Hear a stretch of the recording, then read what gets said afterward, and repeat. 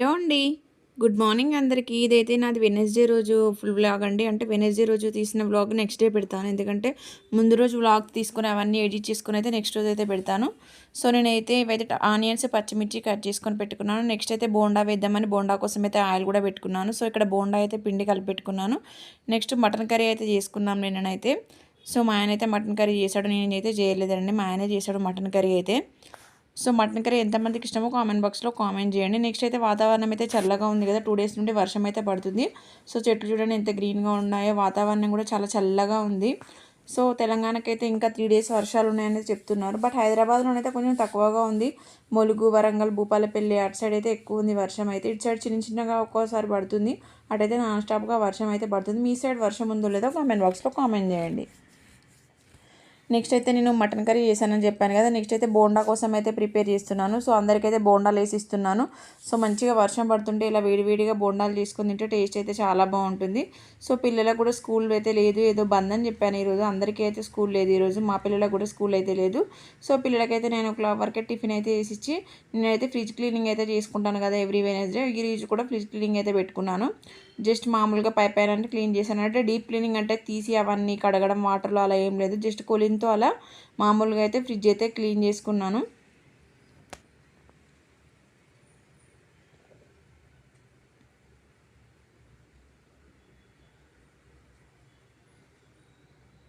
నాకైతే 9:30, 10 అయిపోయింది టిఫిన్ చేసేవరకు. ఎందుకంటే పిల్లలు ఉన్నారు కదా, పిల్లలు ఇంటి దగ్గర ఉంటే పని అస్సలే అవ్వదు.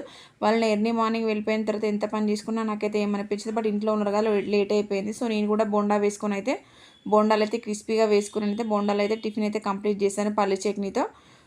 నెక్స్ట్ డే మార్నింగ్ కోసం టిఫిన్ కోసం అయితే దోశకు బియ్యమును మినపప్పు అయితే నానబెడుతున్నాను. నేను ఇందులో ఒక 2-3 మెంతులు అయితే వేసుకుంటాను. మనకైతే దోశకైతే మంచిగా క్రిస్పీగా కలర్గా వస్తుంది. నెక్స్ట్ అయితే ఈవినింగ్ అయిపోయింది. సో ఈవినింగ్ అయితే మాకైతే హాల్లో ఒక డ్రా లాంటిది ఉంది. సో అందులోనే వేసాను అంత సామాన్ మొత్తం ఏది ఉందో అది అసలు డ్రా పట్టట్లేదని ఈరోజు క్లీన్ చేద్దామని ఆ డ్రాలో ఏమేమి అవసరం ఉన్నాయో ఏమేమి అవసరం లేదో అవన్నీ క్లీన్ చేద్దామని అన్ని బయటికి తీసాను. సో చూడండి ఇంత వెళ్ళిందో అలా నుండి డస్ట్ అయితే. సో బుక్స్ అన్నీ ఒక సైడ్, అవసరం వచ్చేటివి ఒక సైడ్, అవన్నీ ఒక సైడ్ అయితే పెట్టుకున్నాను. మిగతావి అయితే తీసేసాను. సో ఇలా అన్నిలో కింద కూడా డ్రాలో చాలానే వస్తువులు ఉన్నాయి, అన్నీ అందులోనే పెడతాను కదా.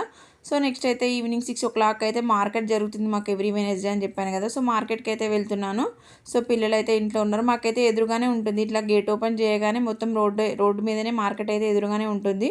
సో తొందరగా అయితే మార్కెట్కి వెళ్ళి రావాలి, ఎందుకంటే మళ్ళీ వర్షం వచ్చేటట్టు ఉందని నేనైతే తొందరగానే వెళ్ళాను ఈరోజు. 6 o'clock వరకే వెళ్ళి అన్ని కూరగాయలు అయితే తీసుకొని అయితే వచ్చి అయితే చదువుకుంటున్నాను ఫ్రిడ్జ్లో. సో దొండకాయ కూడా బాగుంది ఫ్రెష్గా. సో కూరగాయలన్నీ తీసుకొచ్చాను. పచ్చిమిర్చికి అయితే ఘోరంగా రేటు ఉందండి. 70 రూపాయలకు హాఫ్ కేజీ అంటే 140 రూపీస్ కేజీ. ఒక 10 రూపీస్ కూడా తగ్గడం లేదు. అరటిపళ్ళు కూడా శ్రావణ మాసం కదా, పువ్వులు అరటిపళ్ళు వీటికైతే ఫుల్ రేటు ఉంది. కూరగాయలకు కూడా ఎక్కువ రేటే ఉంది. బుడకాకరకాయ అయితే 80 రూపాయలకు పావు కిలో అంటున్నారు. తీసుకొద్దాం అనుకున్నా కానీ మరీ టూ మచ్ ఉంది, 80 రూపాయలని తీసుకురాలేదు. పూలు అయితే కొన్ని ఎక్కువే తీసుకొచ్చుకున్నాను, అవసరం ఉంటుంది కదా ఇప్పుడు అని. సో అన్ని కూరగాయలు అయితే తీసుకొచ్చి టమాటా కూడా 40 రూపీస్ కేజీ అయింది. అన్ని కూరగాయలు రేట్ అయ్యాయి. సో నెక్స్ట్ అయితే దోశ పిండికి అయితే బ్యాటర్ అయితే పట్టుకున్నాను. నైట్ మార్నింగ్ నానబెట్టాను కదా దోశకు. సో అదైతే నానబెట్టుకొని నెక్స్ట్ డే మార్నింగ్కి అయితే కాకరకాయ ఫ్రై చేద్దాం అనుకుని నైటే కట్ చేసి పెట్టుకుంటానండి. ఎందుకంటే నాకు టైం సేవ్ అవుతుంది. కట్ చేసి వాటర్లో వేసి ఉప్పు కొంచెం పసుపు వేసుకొని నేనైతే ఫ్రిడ్జ్లో పెట్టుకుని నెక్స్ట్ డే మార్నింగ్ అయితే ఫాస్ట్గా కర్రీ అయితే చేసుకోవచ్చు. మార్నింగే లేసి అన్ని పీల్ చేసి కట్ చేసుకోవడం అంటే చాలా కష్టం కదా, అందుకని నేనైతే నైట్ టైమే అన్ని కట్ చేసి పెట్టుకుంటాను. ఓన్లీ బెండకాయ మాత్రం కొంచెం జిగురుగా ఉంటుంది కాబట్టి నైట్ అయితే కట్ చేసుకొని మిగతా కూరగాయలన్నీ కట్ చేసుకొని ఒక బౌల్లో వేసుకొని ఫ్రిడ్జ్లో పెట్టుకుంటే మనం నెక్స్ట్ డే మార్నింగ్ అయితే మంచిగా వేసుకోవచ్చు. Please subscribe.